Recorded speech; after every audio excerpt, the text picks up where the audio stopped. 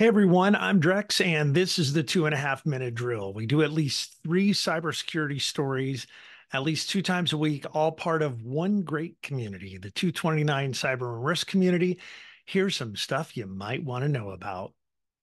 Let's start with some good news.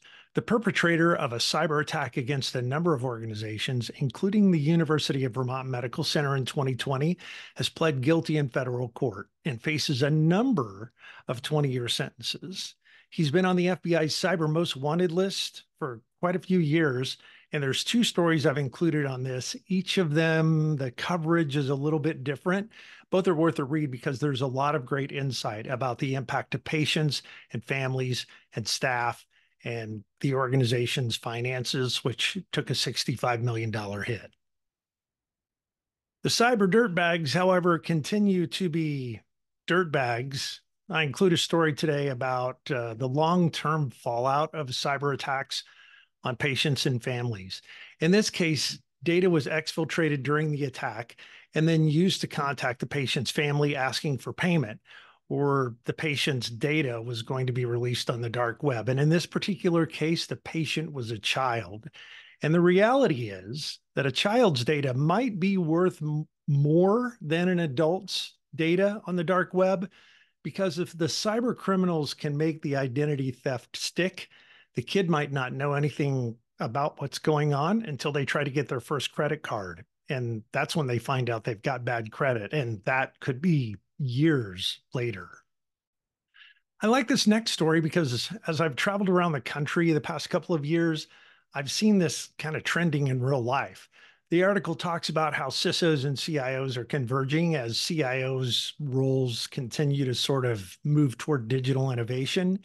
And CISOs' roles continue to grow from mostly compliance to deep diving into business operations in an effort to better understand how to stop breaches that seem to be an inevitable part of digital innovation. Over time, I'll tell you, I've seen more and more CISOs also take over the chief technology officer role in healthcare. And the ones that are real problem solvers and the ones that are real innovators, I'm not surprised at all when they move into the CIO seat or even eventually take the CEO seat one day. I'm in overtime, but just one more. I know a lot of you are putting chatbots online to communicate with patients, but this story is about a chatbot gone wrong. And it's definitely worth reading and sharing because even though this isn't specifically a healthcare story, the possibility of a chatbot misleading customers definitely is a lesson I'd rather we learn from another industry and not our own. I drop all these stories and a bunch more at thisweekhealth.com/news. Go there and read and learn and share. You can even become a contributor to the site. Just click the button at the top of the page. You want to know more about what I'm working on? Well, for one thing, I'm headed to Vive in LA next week, and I'd love to catch up in person. Drop me a note at drex@thisweekhealth.com and check out the new 229 Cyber and Risk community at thisweekhealth.com/security. Please like and share and tag your friends. I make this a mostly English, mostly non-technical update. That means it's pretty okay to share that with everyone in your organization. That's today's 2.5 minute drill.